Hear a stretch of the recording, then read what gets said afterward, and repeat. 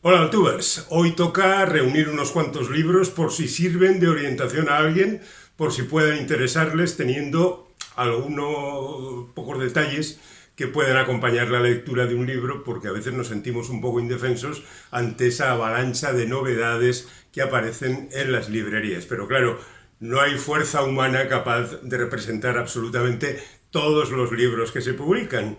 Cada uno hace lo que puede y nosotros de vez en cuando amontonamos unos cuantos títulos por si os pueden interesar. Hoy vamos a empezar con libros de relatos que sé que no son los más populares, pero nosotros somos valientes y nos la jugamos ahí porque a mí me sigue pareciendo que el relato, el cuento, la narración breve sigue siendo una fuente de la mejor narrativa en el sentido de que obliga al autor a crear nuevas historias, no alargarlas en exceso, contar lo que tiene que contar en unas pocas páginas y a veces incluso hacer algunos ejercicios de ingenio especial para que el cuento resulte satisfactorio. Y encontrarte con 20 cuentos, por ejemplo, en un volumen, pues la verdad es que está muy bien porque te da mucho para leer. Yo acostumbro a leer, cuando me pongo a leer pongamos una novela, antes leo un cuento siempre, un cuento de otro libro, claro. Y lees ese cuento y ya está. Porque no me gusta leer los libros de cuentos un cuento detrás de otro, porque te sientas y te lo lees entero, ¿no? Porque generalmente no son muy gruesos. Aquí, por ejemplo, tenemos 19 narraciones, 19 garras y un pájaro oscuro, que es el título del libro. Bien, la autora es Agustina Basterrica, conocida supongo por gran parte de los que nos están viendo, por una novela titulada Cadáver exquisito, que fue publicada en el año 17 y que consiguió un premio importante, merecidamente, porque es una narración verdaderamente interesante, una distopía amenazadora y bastante negra, y estos cuentos son igualmente bastante perturbadores en el sentido de que nos muestran reacciones humanas que son sorprendentes, ¿no? El libro empieza con un cuento. Vais a la librería, leéis el primer cuento, que podéis hacerlo, y os quedáis con el libro seguro. Es la historia de una mujer que entra en un taxi y va viendo cosas que le hacen sospechar algo. Y a lo largo de la narración, que no es muy larga, pues va cambiando su forma de pensar con respecto a lo que puede ocurrirle en ese taxi. Y es, ya digo, verdaderamente amenazadora la historia que se cuenta. Luego la segunda tiene solamente 2 páginas, que es un flash prácticamente, y que es otra maravilla. Y así siguen durante un tiempo. Yo creo que el autor ha amontonado las mejores narraciones al comienzo del libro, y luego hay algunas que son más flojas, aunque al final repuntan, pero bueno, digamos que en líneas generales es muy satisfactorio. Para que nadie se engañe, esta es la nueva versión de un libro publicado en 2016 que se titulaba Antes del encuentro feroz. Y ahora lleva el título de 19 garras y un pájaro oscuro, ¿de acuerdo? Bien, pues ahí tenemos el primero de los libros, que de alguna manera entroncaría también con ese gótico andino. Digamos que la autora es argentina y que se está poniendo de moda porque es un sistema de narraciones que entran en lo más oscuro y bastante peligroso de la humanidad. Justamente lo contrario sería el caso de Soledad Puertolas, que es zaragozana y que lleva no sé cuántos años dándonos libros magníficos, estupendos, de un realismo verdaderamente sutil, cercano, y que nos va presentando montones de personajes que nos resultan conocidos. El libro es un libro de cuentos, se titula En el camping y contiene 10 narraciones. 10 narraciones que generalmente nos acercan a la familia, que nos hablan de los personajes más cercanos, seguramente a casi todos de nosotros, y al mismo tiempo nos van descubriendo otras historias, porque esta es una redacción comprimida de historias, ya que, por ejemplo, hay un par de historias con una mujer que observa la vida que tiene alrededor, la familia, cómo aquel hace esto y aquella hace lo otro, y cómo los niños aquello y la vecina aquello otro, y al mismo tiempo va presentándonos un montón de personajes y una serie de historias que nos lo retratan perfectamente en apenas 4 pinceladas, y eso hay que ser muy bueno para conseguir interesarnos, ¿no? y prácticamente todas las narraciones tienen, digamos, el mismo tono, la misma cercanía, pero son todas al mismo tiempo radicalmente diferentes, no porque se ambienten en lugares distintos y quizá pues no es lo mismo andar entre ventiscas que bañándose en la playa, pero al fin y al cabo los seres humanos somos lo que somos. Este sería el otro extremo de lo que queríamos presentaros. Y luego tenemos la parte intermedia, que estaría representada por Tomás González, que es colombiano y que ha publicado aquí 20 relatos en Vista del Abismo. Y que son relatos que tienen ese punto de extrañeza que nos hace sospechar de que hay algo detrás de todo ello, de lo que nos están contando, pero no tenemos exacta visión de lo que está ocurriendo, ¿no? Y la verdad es que resulta muy sugerente el encontrarse con estas inquietudes dentro de un ambiente, ya digo, realista, cercano, conocido por todos, más o menos, por supuesto. Entonces tenemos, para los que queráis algo un poquito más light, el libro de Tomás González, para los del realismo, el de Puertolas, y el de Agustina Basterrica, para los que ya queráis sumergiros en aspectos más oscuros, tenebrosos y perturbadores. Dicho eso, voy a presentar un libro que ya es viejo, es del año pasado, pero lo traigo incluso con su faja, donde se habla de que es la 8ª edición y que ya más de 20.000 lectores se han sumergido en el mundo de Pedro Martí y La mala hija. Me interesó porque al ver que 20.000 lectores ya se habían puesto ahí a la tarea, pues dije, pues no me lo voy a perder, voy a ver qué es lo que ocurre. Y también me interesó descubrir que las ediciones, la media de las ediciones, serían 2.000 y pico ejemplares cada uno. Es decir, que son ediciones muy controladas, muy pequeñas, que no hay riesgos, que uno no va a almacenar libros que no ha vendido y en consecuencia incluso alguien se supone que gran vendedor pues tiene sus prevenciones para la editorial que no se fían del todo. Bien, dicho esto, digamos que 20.000 lectores son muchos lectores y que 20.000 lectores no pueden equivocarse, así que este libro debe ser muy interesante. Yo lo he leído y no he encontrado el interés por demasiadas partes, pero reconozco que es un libro de los que gustan mucho ahora, cercanos al agro-noir, que nos presenta en un determinado lugar, en este caso Almansa, un territorio en La Mancha, hay poco limítrofe entre provincias diferentes, que nos habla de la desaparición de una adolescente, la policía que tiene que investigarlo, que es natural de Almansa, pero que se marchó hace tiempo, porque tiene una relación familiar un poco complicada, la tuvo muy grave con su padre, la tiene con su madre, no sabemos muy bien hasta qué punto, y definitivamente enfrentada con su hermana, que también es guardia civil, mayor que ella y además tiene un puesto inferior, es teniente, mientras que la protagonista es capitán de la UCO, y bueno, pues tiene que enfrentarse a esta situación. El resto es lo de siempre, los personajes del pueblo, historias más o menos tópicas, no deslumbrantes, y 650 páginas para contar esta historia. De verdad que no lo merece. 650 páginas son muchas horas de lectura y bueno, seguro que hay gente que se lo ha pasado estupendamente porque ya digo, es un poco la estela de Dolores Redondo, pero ahí queda la cosa.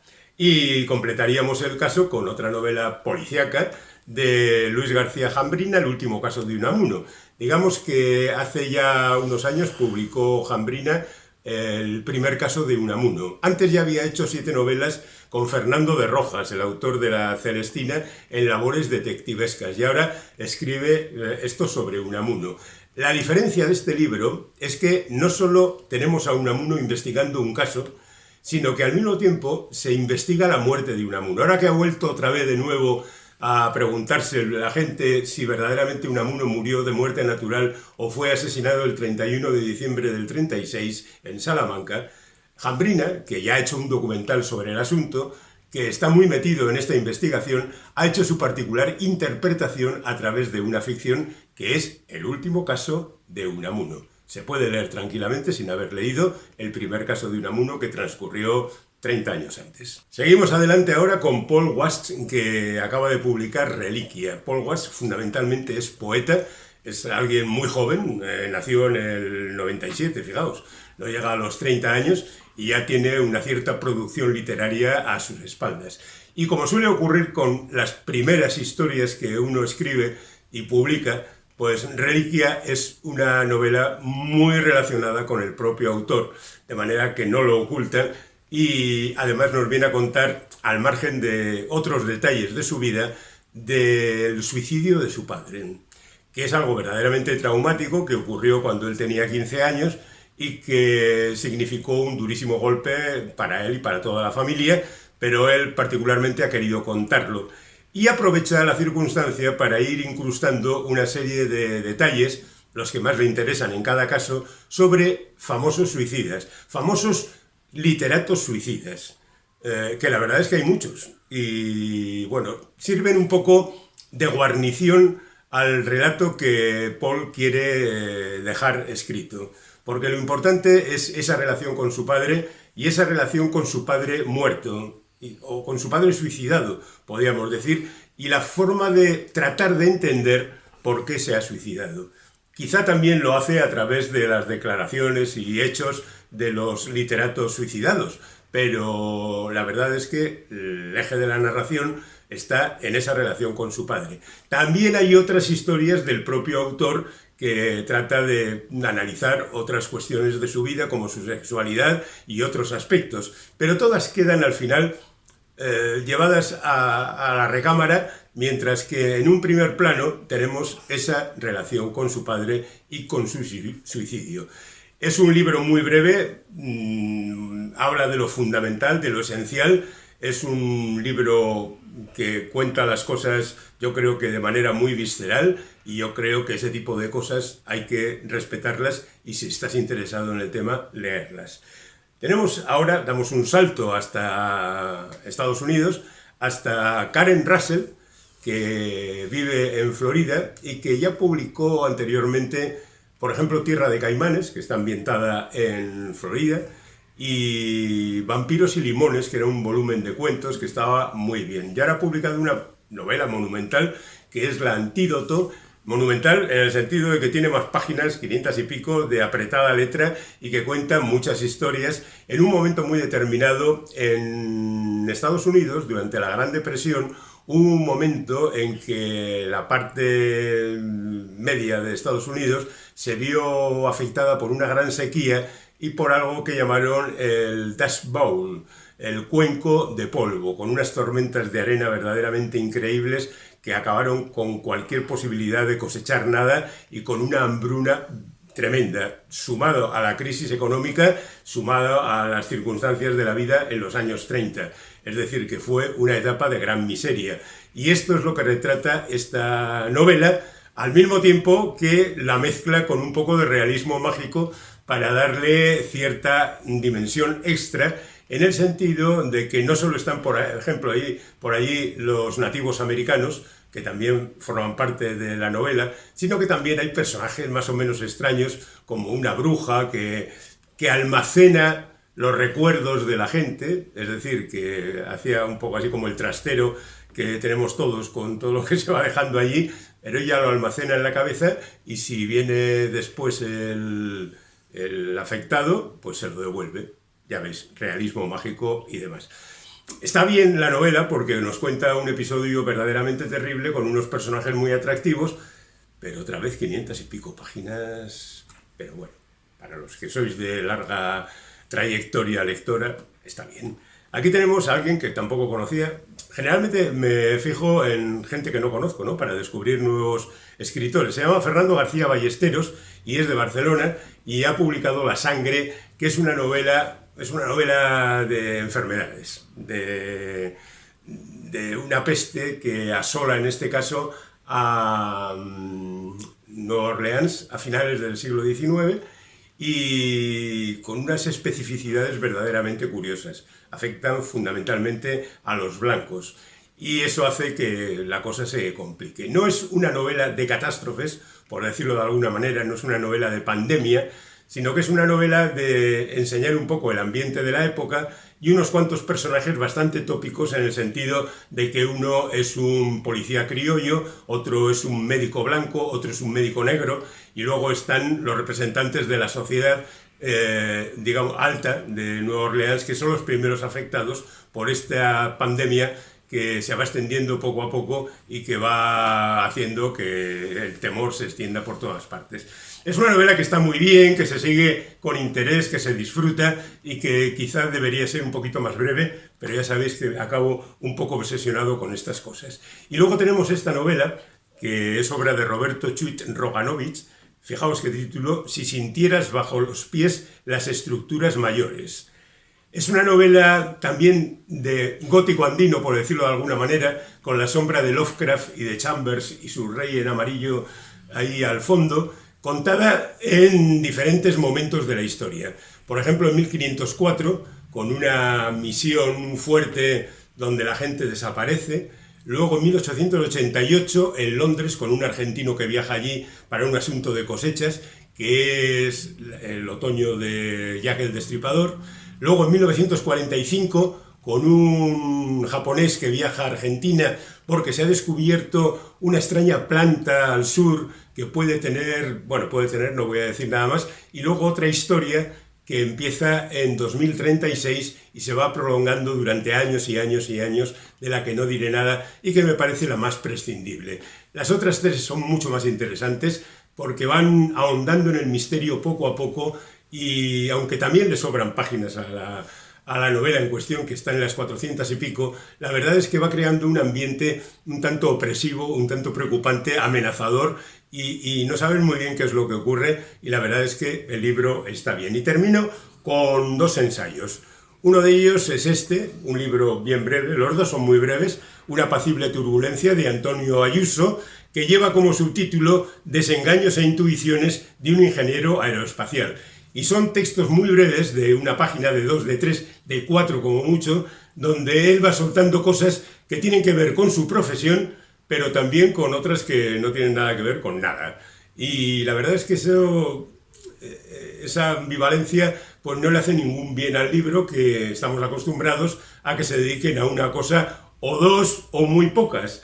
Pero bueno, aquí está este libro que yo creo que debe mucho también a Benjamín Labatut y el verdor terrible y todas esas cosas que han puesto de moda otra vez el análisis de la ciencia y demás. Debo reconocer que algunas cosas que nos ha presentado Ayuso no acabo de entenderlas, porque él tampoco profundiza demasiado. Me gustaría que se explayara más en esto y que se olvidara un poquito más de los griegos y demás, que son cosas que no encajan demasiado en este tipo de publicación. Y termino con este librito de nada, que es Redes vacías, de César Rendueles, subtítulo Tecnología catastrófica y el fin de la democracia.